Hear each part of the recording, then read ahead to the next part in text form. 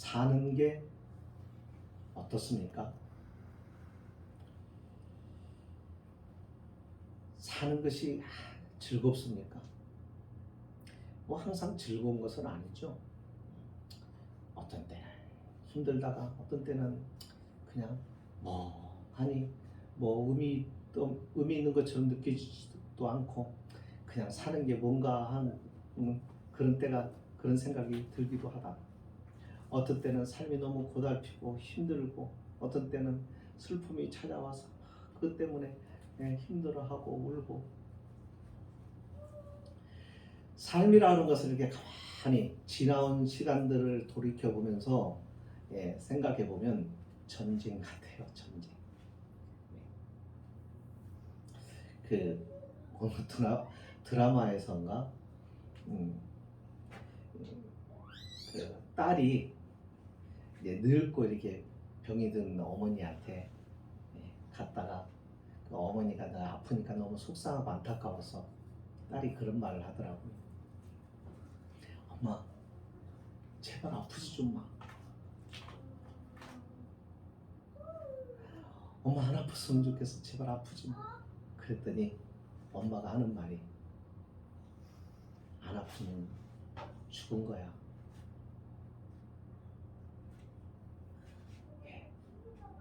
죽은 사람은 고통을 모르죠. 슬픔을 모릅니다. 그러니까 삶이라는 것은 울기도 하고 웃기도 하고 힘들어하기도 하고 통곡하기도 하고 여러 가지의 변화들이 묵상하고 거기에서 내가 생명을 가지고 견디어내고 이겨내는 전쟁이죠. 전쟁. 이 전쟁에 그리스도인은 하나의 더 큰 전쟁 하나가 더 붙습니다. 그게 뭐예요? 영적인 전쟁이에요. 영적인. 가치관의 충돌입니다. 세상의 가치관과 믿음의 가치관이 충돌이 어디서 일어나요? 우리 속에서, 우리의 생활 속에서, 우리의 가정에서, 우리의 직장에서 일어납니다.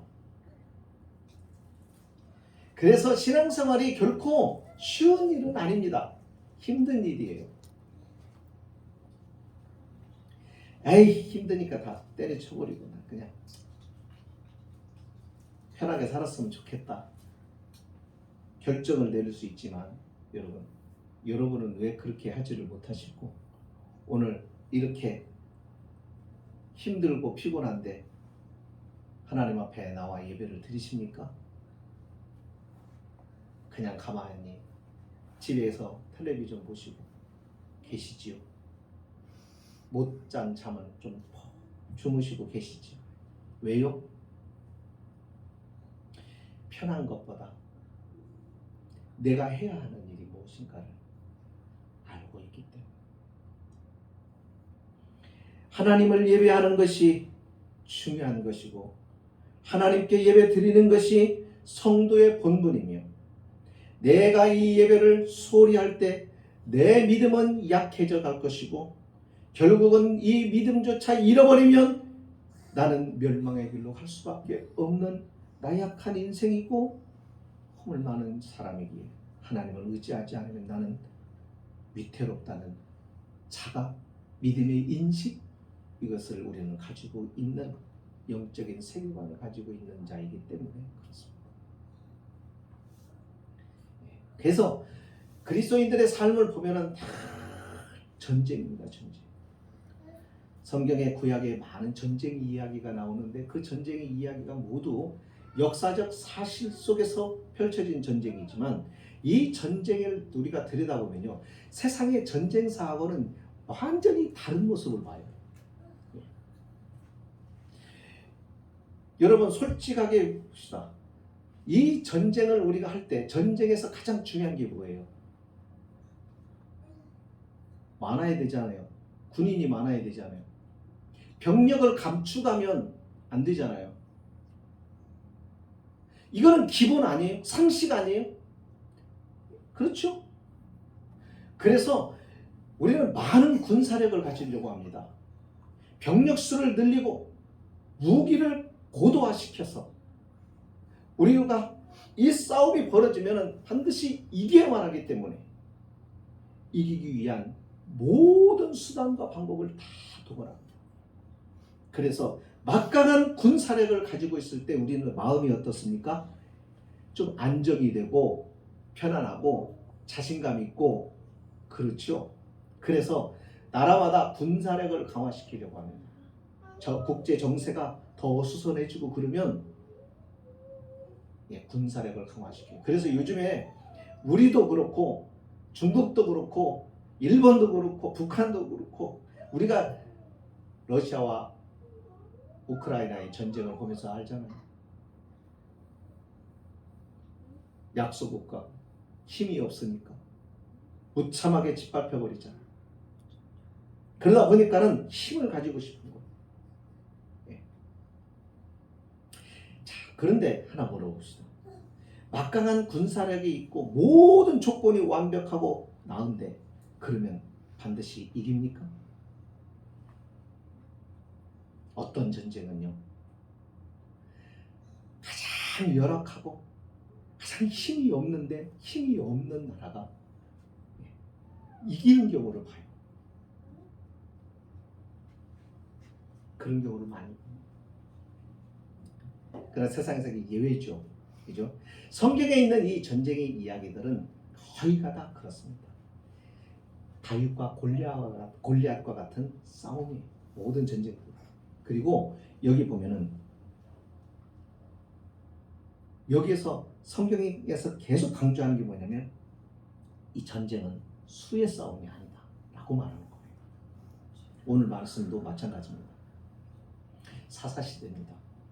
이때는 이스라엘이 국가라고 하는 것, 왕을 세우고 통치자를 세우는 국가를 만들기 이전의 상태예요. 부족보다는 큰 세력이지만 그러나 여러 부족장들이 모이고 해서 이루어진 나라의 형태로까지는 아직 미치지 못한 상태. 그렇지만 그렇다 보니까는 특별하게 영역이 다 선이 그어져 있고 영토가 있는 게 아니라 막 오고 가면서 전쟁을 벌여서 약탈하기도 하고 막 그런 시대입니다. 이런 시대 이스라엘 백성은 늘 당했어요. 어디에? 미디안이라고 하는 족속들에게 늘 당했어요. 힘이 없었어요. 농사를 지으면 자꾸 뺏어가고 하는 거예요. 그런데 다시 미디안이 침략을 해옵니다. 그런데 하나님께서 이스라엘의 전쟁은 수의 싸움이 아니다. 무기의 싸움도 아니다.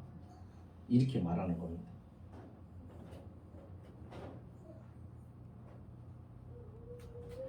여러분 이것이 우리에게 가르쳐 주는 게 뭔 줄 아십니까? 여기 이스라엘이라고 하는 부류는 하나님의 백성입니다. 저와 여러분 하나님을 주로 고백하고 하나님 나라의 왕이신 주님을 모시고 살아가는 오늘 우리 그리스도인들 우리를 가리킵니다. 하나님의 거룩한 자들. 그러니까 우리들이 살아가면서 부딪히는 수많은 싸움들, 우리에게 도전해오는 수많은 일들, 그리고 세력들, 이 모든 것들에 대한 싸움을 우리는 싸워가야 하는 것이 신앙의 길이고 믿음을 가진 사람의 삶이라는 것. 나는 전쟁을 원치 않아요. 그런다고 해서 전쟁이 이루어지지 않는 게 아닙니다. 그 전쟁을 포기를 해버리면 강한 자가 와서 점령해버리는 것. 이게 세상이에요. 영적인 전쟁도 내가 이 영적인 싸움을 싸우지 않으면 악한 마귀는 우리를 잡아먹어. 우리로 와서 붙잡아서 하나님의 구원의 은혜 밖에서 그들이 죄와 사망의 권세로 우리를 괴롭힙니다. 신앙생활이 엉망진창이 되어버려요. 여기에 하나님께서 우리에게 중요한 교훈을 가르쳐 주시는 내용이에요. 미디안과 일전을 앞두고 하나님은 병력을 감축하라고 그랬죠. 그러면서 하는 말이 2절에 보세요. 뭐라고 그러냐면 여호와께서 기도원에게 이르십니다. 너를 따르는 백성이 너무 많다. 지금 전쟁의 대치 상태입니다. 미디안과 이스라엘. 근데 이스라엘 족속과 미디안 족속만의 전쟁이 아니에요. 미디안 족속 말고도 아말렉 족속과 동방에 있는 여러 족속들하고 연합군을 형성하고 있습니다. 그러니까 수적으로 게임이 안 돼요. 그런데 하나님께서는 기도나 너를 따르는 군사가 너무 많다는 겁니다. 가만히 생각해 보니까 도대체 얼마인데 많다는 거예요? 32,000이에요. 이게 너무 많대요. 미디안과 그 연합군들은요. 12절에 보면은 어떻게 말했냐면 메뚜기의 많은 수와 같고 그들의 낙타의 수가 많아 해변의 모래같이 많습니다. 자, 벌써 수적으로 상대가 되지를 않습니다. 그런데 하나님은 많다는 거예요. 여기서 우리가 기억할 것은 하나님의 생각과 우리의 생각은 달라요. 하나님의 말씀은 우리가 이해할 수 없는 그런 말씀일 때가 있어요. 우리가 상식적으로 보세요. 너무 많다고요? 어떻게 이렇게 많아요? 그들의 수에 비해서 우리는 너무 적어요, 하나님. 이렇게 말할 수 있습니다. 이것이 우리가 가지고 있는 상식과 경험이고 우리의 지식입니다. 이것을 어떤 사람은 과학적이다라고도 말합니다. 그런데 하나님은 어떻게 해요? 아니다는 거예요. 거기서 하나님은 한 수를 더 떠서 이렇게 말합니다. 두려워 떠는 자는 집에 보내라는 거예요. 그래서 가라고 했어요. 가라고 했더니 다 가버린 사람, 두려운 사람. 전쟁을 하려고 하니까 두려운 거죠. 내가 죽으면 우리 가족은 어떡하나? 내가 죽으면 내 자식은 어떻게 되나? 내 재산은 어떻게 되나? 그래 이 전쟁을 할 수만 있으면 피하고 싶은 거죠. 전쟁이 일어나면 용사들도 있지만 대부분은 전쟁을 두려워합니다. 그래서 두려운 자는 가라고 했더니 22,000명이 가버렸습니다. 얼마가 남았어요? 10,000명이 남았어요. 그런데 하나님은 그렇게 말합니다. 아직도 많다고 말씀하십니다. 그래서 돌아갈 자, 보낼 자, 그리고 남겨둘 자를 하나님께서 정하시는데 물 먹는 시험으로 물을 먹는 모습을 냇가에서 물을 먹는 모습을 통해서 하나님께서 선정을 합니다. 근데 이것은요 물을 어떻게 먹느냐 이것을 보고 하나님이 관찰하시고 사람을 취하는 게 아니에요. 전쟁 나갈 자를 취하는 게 아니라 가장 적은 수를 하나님이 택하고 싶은 거예요.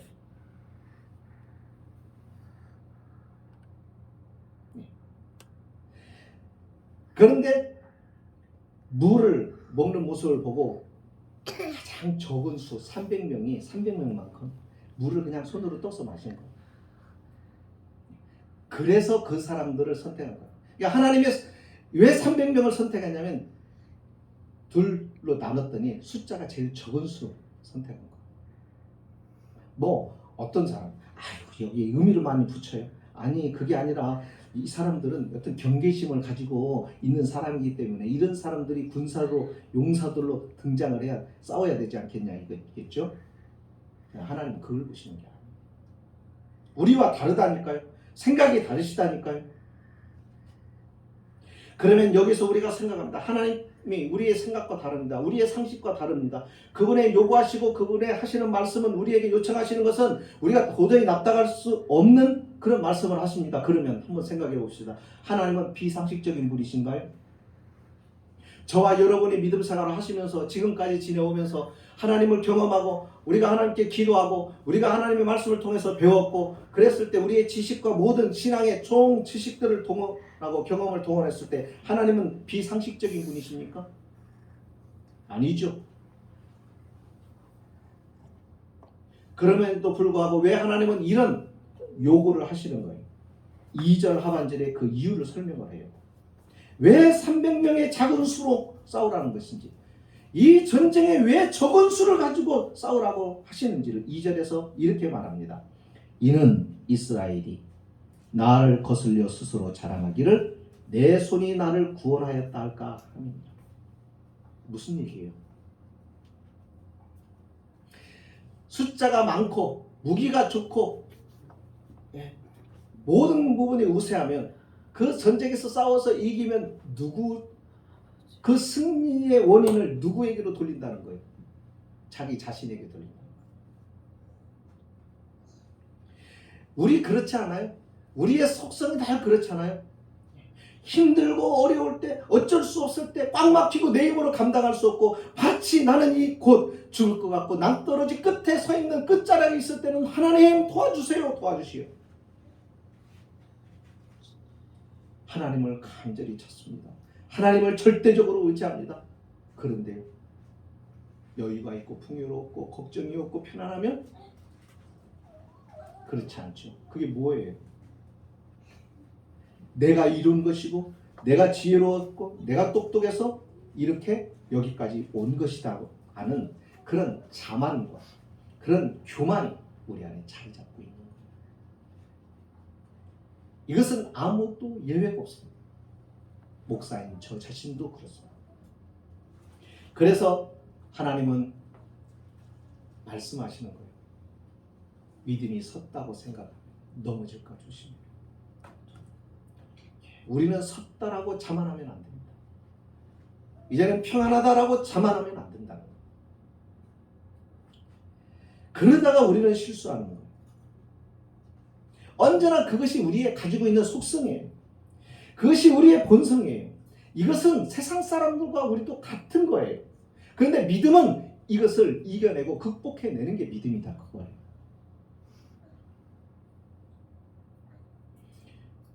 풍요롭고 넉넉할 때 긴장을 풀지 않습니다. 하나님이 베풀으신 은혜라고 생각합니다. 내 노력과 내 지혜와 내가 똑똑해서 여기까지 왔다라고 생각하는 것이 아닙니다. 그래서 겸손합니다. 이것이 하나님을 의지하는 사람의 태도라는 거예요. 그러나 세상 사람들은 그렇지 않지요. 모든 것이 자력의 힘으로 여기까지 왔다라고 생각하는 겁니다. 하나님이 필요 없습니다. 그런데 믿는 사람조차도 그렇게 되어 간다는 것입니다. 이것이 사람이라는 거예요.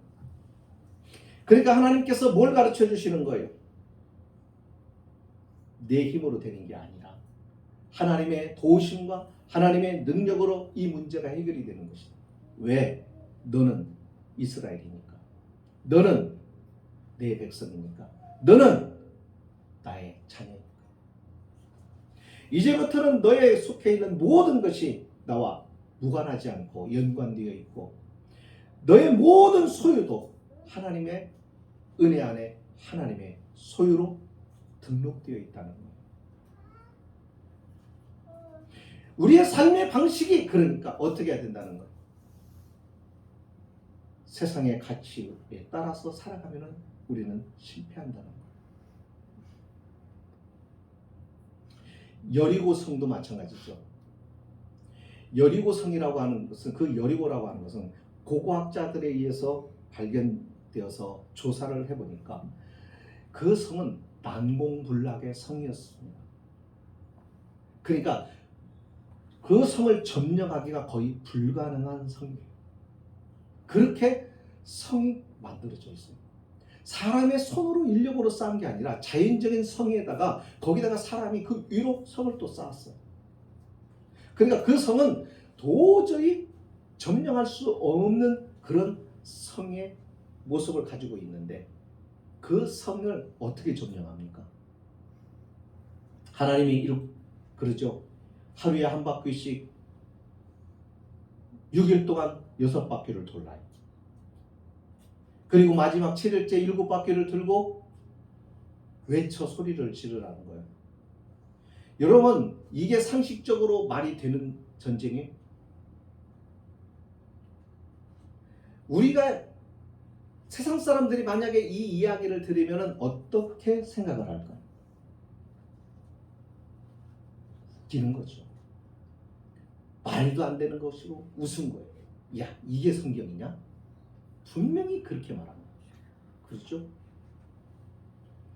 그런데 왜 하나님은 이와 같은 일을 하나? 하나님이 우리보다 무지해서요? 하나님은 인간을 창조하신 분이고 인간의 계략을 아시는 분이고 인간이 영원히 연구해도 알 수 없는 우주의 수많은 비밀들을 만들어 놓으신 분이십니다. 그런 하나님이 왜 이와 같이 하라고 하시는 거예요? 이유는 딱 한 가지, 오늘 말씀과 같이 자기의 힘으로 성을 점령했다고 자랑할까 봐서.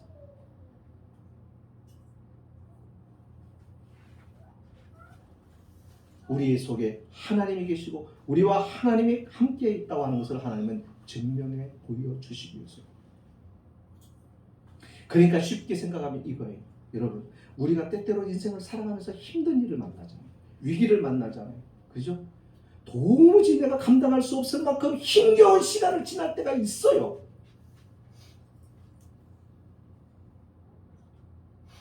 그럴 때 사람들은 자기 힘으로 극복하지는 못하면 한계를 느끼고 그 한계에서 스스로 포기해버려요.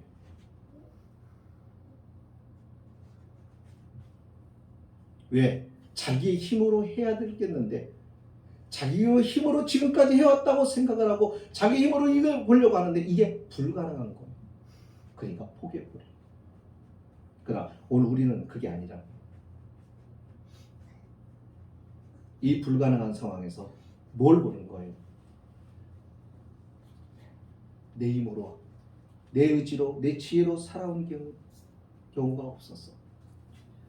모두가 다 하나님의 은혜로 이루어졌던 것들이.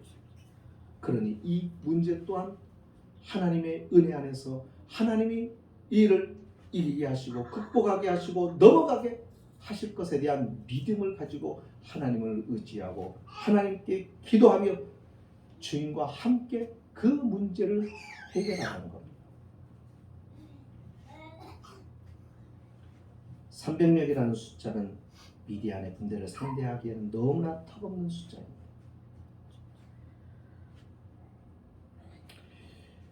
하나님은 지금 이 기드온에 무엇을 시험하려고 하냐면 기드온과 이스라엘의 두려움, 불안함.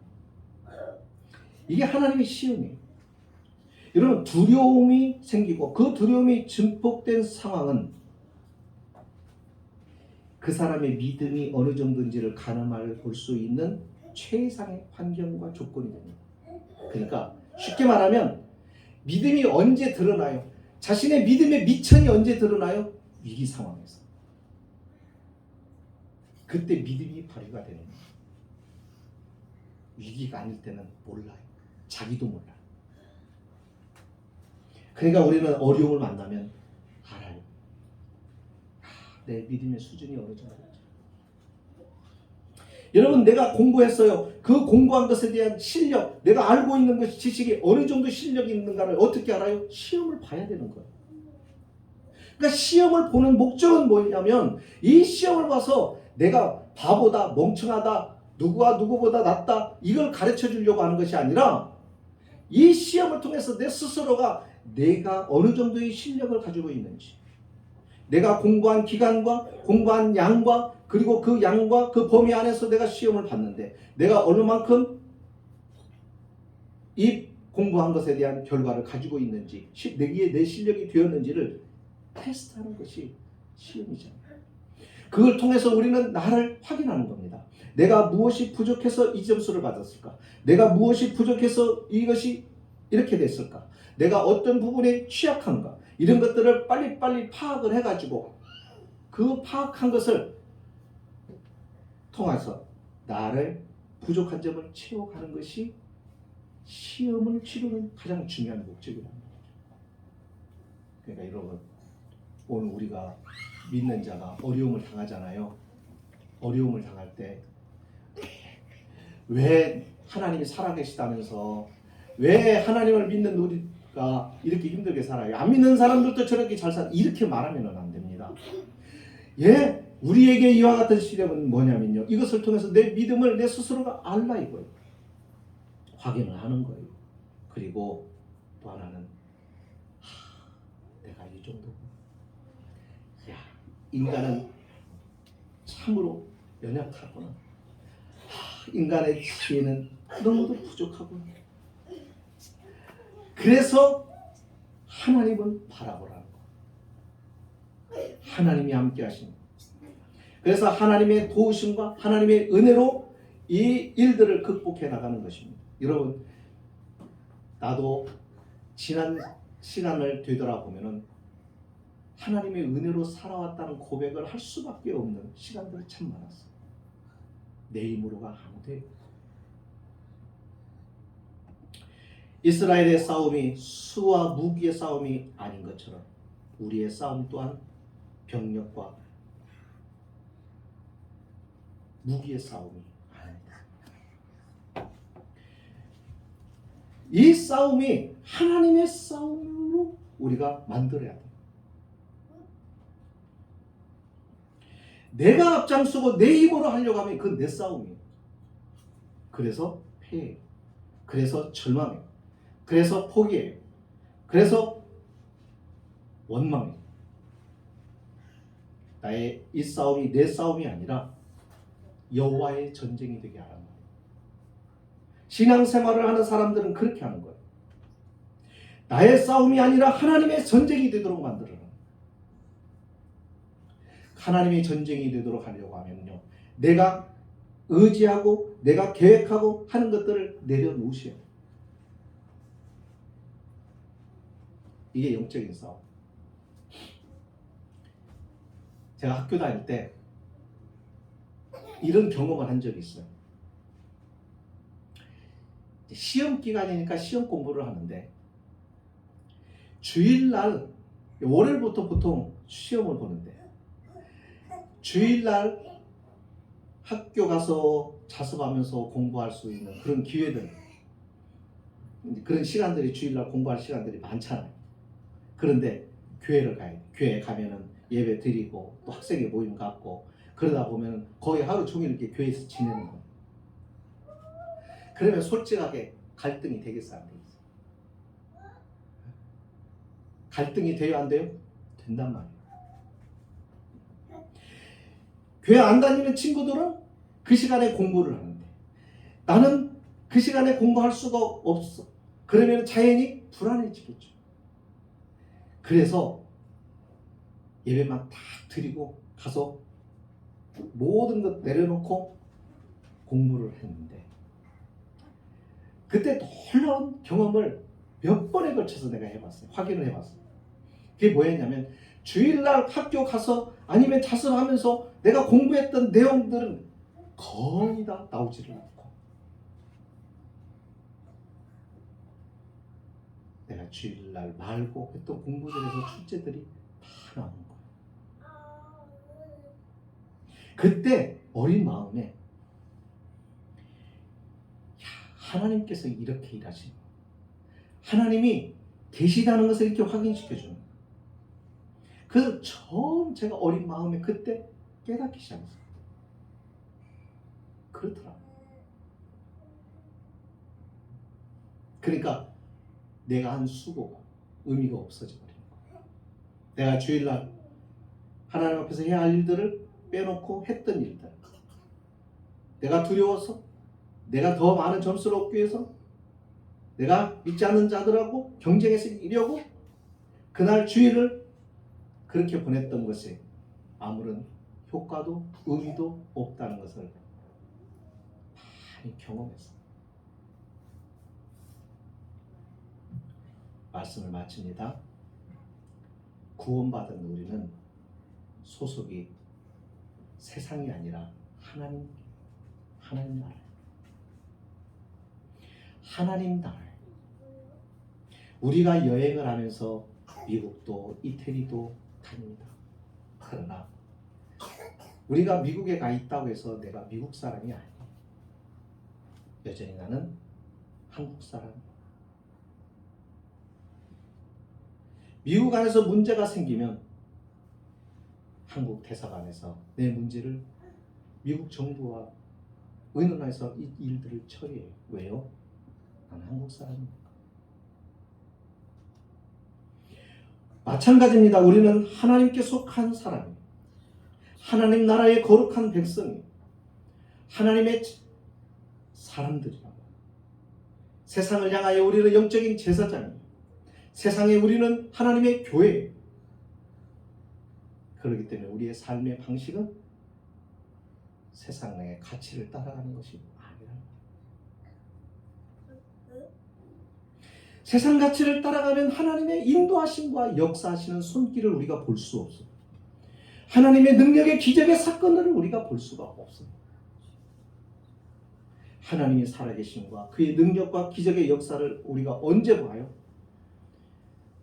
우리가 우리의 경험과 지식이나 우리의 능력으로가 아니라 하나님의 말씀, 하나님을 의지하고 그 약속을 의지하고 살아가는 바로 오늘과 같이 수에 의지하자.